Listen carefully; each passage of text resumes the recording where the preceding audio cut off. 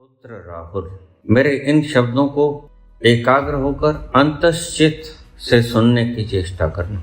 लड़ाई का ढंग हमेशा एक ही तरह का नहीं होता। सदा ही अहिंसा नहीं जीतती, सदा ही हिंसा नहीं जीतती। यह जंग हिंसा से जीता जाएगा या ये जंग अहिंसा से जीता जाएगा, यह दुश्मन की नीति पर आधारित है। जो व्यक्ति दुश्मन की नीति को चूक जाएगा वह जंग न लड़ सकेगा न जीत सकेगा।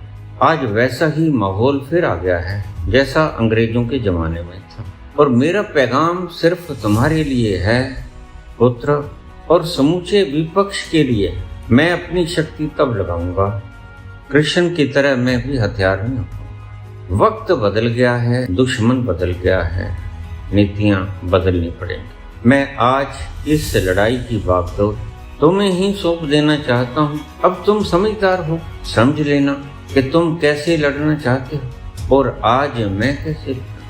तब तक मैं चुप रहूंगा जब तक तुम हथियार न करो।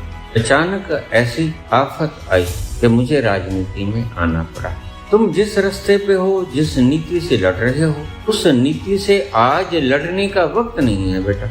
और मैं इस मामले में बड़ी विद्वत्ता रखता हूँ। कौन सी कला कारगर थी, यह आत्मविश्वास। अगर तुम किसी वक्त थक जाओ और मुझे पाओ कि मैं जिंदा, तो फिर तुम मुझे पुकार लेना। मेरे शब्दों को सारा विपक्ष सुन ले। आज भारत भूमि फिर उस संकट में गिर गई। आज दुश्मन अपना ही देश का है और आज जो लड़ाई का ढंग है वह कुछ और होगा।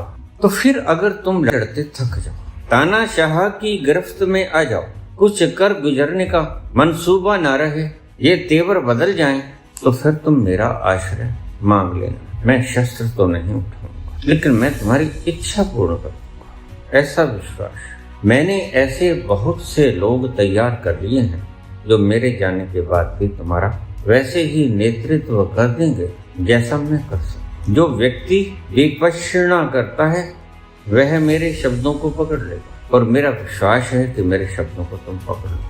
अगर मेरी वीडियो को तुम सुन लो, आज के बाद मेरा प्रयास बंद। क्यों?